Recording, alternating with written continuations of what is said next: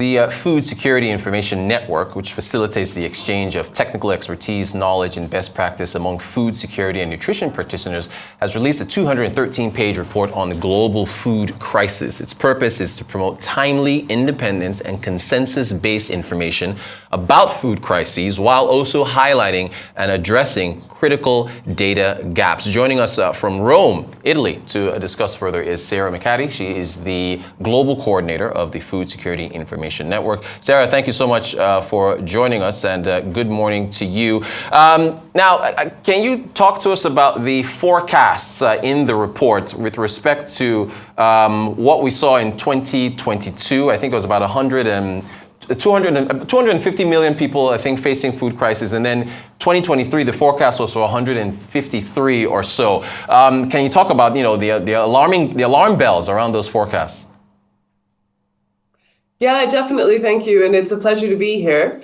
I just wanted to highlight that these projections, they're not so much a projection of a drop, because we only have data for about half of the countries that are covered in the global report on food crisis. And definitely we know that already the situation is different from March 2023 when those projections were made. For example, we predicted that in DRC, Sudan, and Guatemala and Niger, the situation was set to improve. But here we really see the volatility of food insecurity. So we have conflict in Sudan and Eastern DRC that has already driven up the numbers in those countries against that projection of improvement. And we've already had in June of this year the declaration of the El Nino event that we know will lead to more dramatic weather events.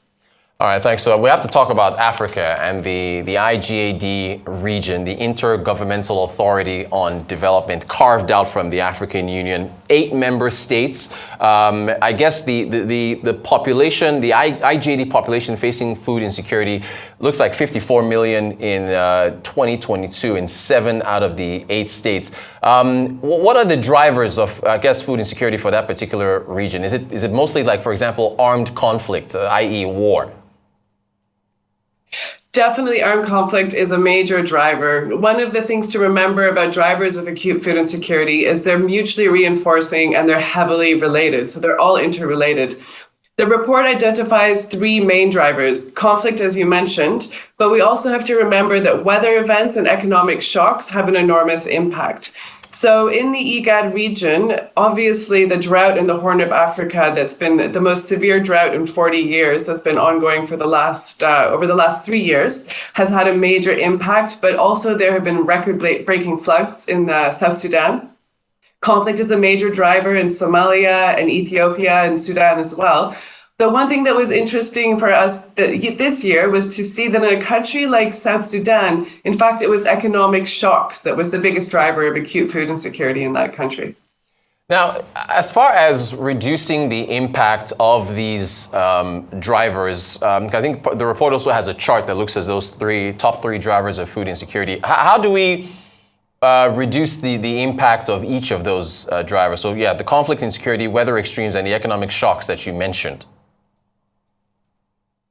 Yeah, so some of the really interesting things that we saw this year, which is a big change in the global drivers of acute food insecurity, are that even though conflict is the major driver for more people, so 118 million people were affected by, had conflict as a major driver for acute food insecurity, this year, for the first time, we saw an increase with more countries that were affected by economic shocks. So this is because of the 2 years of socioeconomic impacts driven by COVID, which we all experienced. And then on top of that, the crisis in Ukraine that had a major impact on top of that. But also important to remember in the frame of these discussions around climate change is that even though less countries had weather extremes as a major driver, it still affected twice as many people as before. So how do we deal with this? Some really good examples of how we can address the impacts of conflict were seen in 2022. Peace in Tigray region in Ethiopia meant people could go home and restore their livelihoods. The truce in Yemen meant that famine was averted for that year. And the Black Sea Grain Initiative was able to increase the supply of food on the global markets and drop the prices overall, which was really positive. We definitely have to work on climate change. And this is, again, a message that's consistently passed. 2024 is predicted to be the hottest year, and we definitely have to have some global action to be able to mitigate that. And then economic shocks is a really difficult one. After there's a big challenge this year where after 2 years of governments, particularly lower and middle income governments, taking on loans, they face very high debt levels. They face still high food prices. We have to remember that even if food prices have gone down from their all-time peak in March of 2022, this isn't translating at the country level. And they also face at the same time depreciating currencies. So how do we as the international community address that? All right. Now, I do want to take a look at a portion of the introductory remarks to this report from the United Nations Secretary General, Antonio Guterres. And what he says here is that the report makes clear that progress is possible.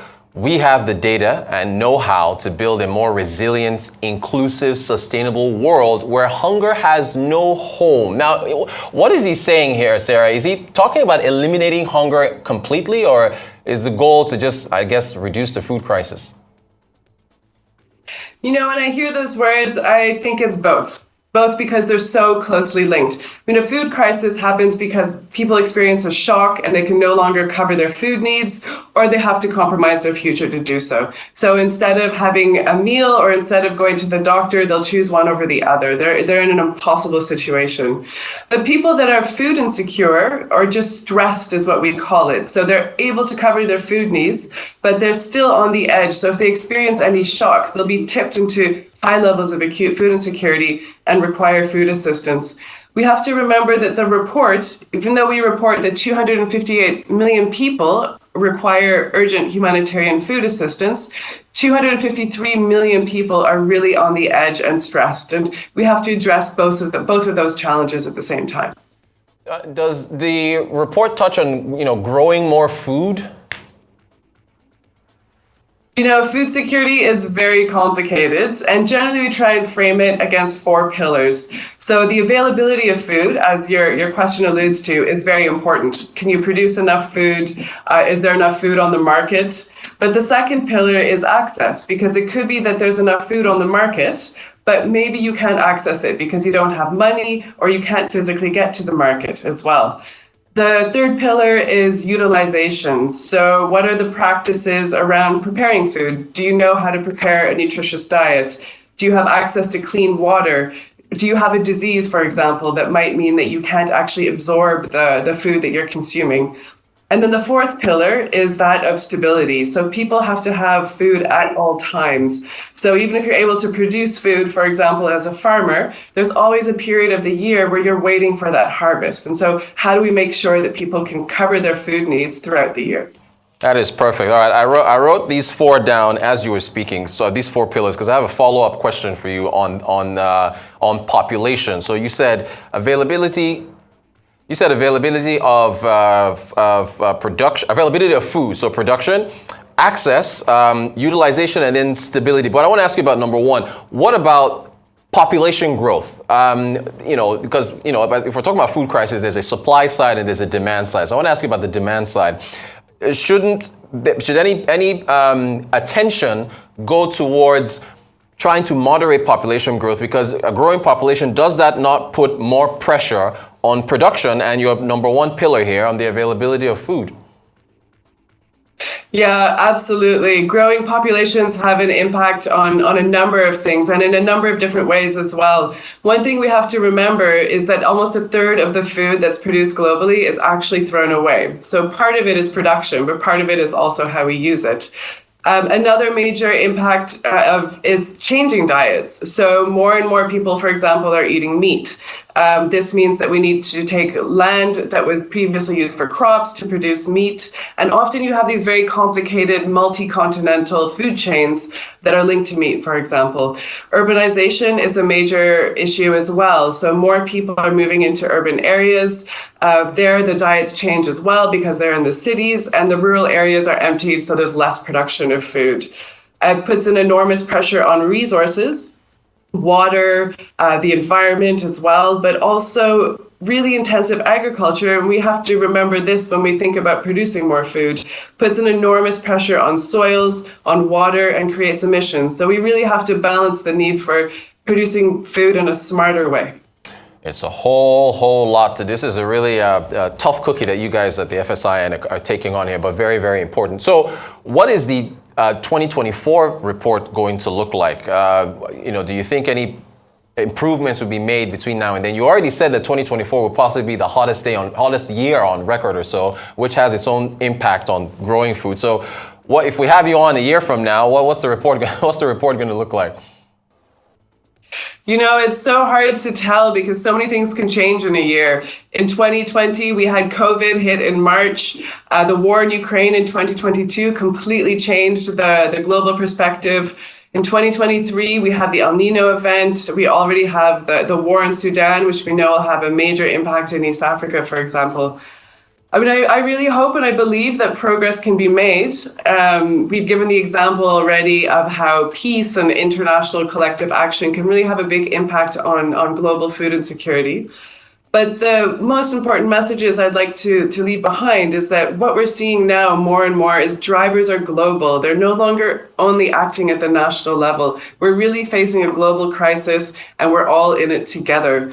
So we really hope that the findings of this report, where we report 5 steady years of increasing numbers of acute food insecurity, will be a call to action so that we can actually really leverage that collective effort that we know can make a change. And hopefully in 2024, we'll be reporting on a lower number. All right. Let me squeeze out one more question for you. In your interactions, I guess, at the maybe private sector and at the public sector level, do you think that this issue is being taken as seriously as it is? Do you think our governments, I don't know if you want to break it down by regions, whether Europe, because Africa is disproportionately affected by this based on your report. Are governments taking this seriously enough in your view? Yeah, absolutely. I think there's been an international recognition that this is a global crisis, and really that shock of how the war in Ukraine and COVID had such a major impact on every country from rich to poor. I do think it's being taken seriously.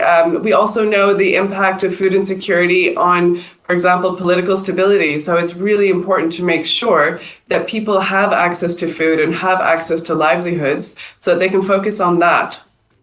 Great stuff. Well, we hope that things turn around because this is, as we've already established here, a very, very serious topic. You need food to live. Thank you so much, Sarah McCaddy.